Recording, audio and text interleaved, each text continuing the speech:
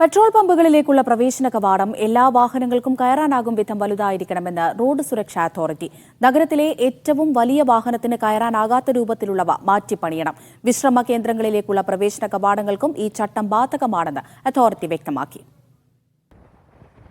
Petrol പമ്പുകൾ, വിശ്രമ കേന്ദ്രങ്ങൾ എന്നിവയുടെ പുറത്തേക്കും അകത്തേക്കുമുള്ള കവാടങ്ങളാണ് എല്ലാ വാഹനങ്ങൾക്കും കയറാനാകും വിധം വലുതാക്കേണ്ടത്. റോഡ് സുരക്ഷാ അതോറിറ്റിയുടേതാണ് പുതിയ നിർദ്ദേശം.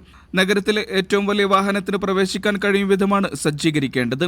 പ്രവേശന കവാടങ്ങളിലേക്കുള്ള കാഴ്ച മറക്കുന്ന തടസ്സങ്ങൾ നീക്കണമെന്നും നിർദ്ദേശത്തിലുണ്ട്.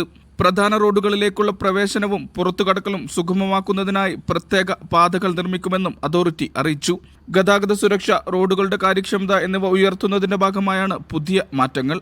നഗരവികസന അതോറിറ്റികൾ, പ്രാദേശിക സെക്രട്ടേറിയറ്റുകൾ, സിറ്റി, ഗവർണറേറ്റ്, മുനിസിപ്പാലിറ്റികൾ എന്നിവയുൾപ്പെടെ രാജ്യത്തെ റോഡുകളുടെ ഉത്തരവാദിത്തമുള്ള എല്ലാ സ്ഥാപനങ്ങൾക്കും ആവശ്യമായ വിവരങ്ങൾ ലഭ്യമാക്കാൻ സംവിധാനമൊരുക്കുമെന്നും മന്ത്രാലയം കൂട്ടിച്ചേർത്തു.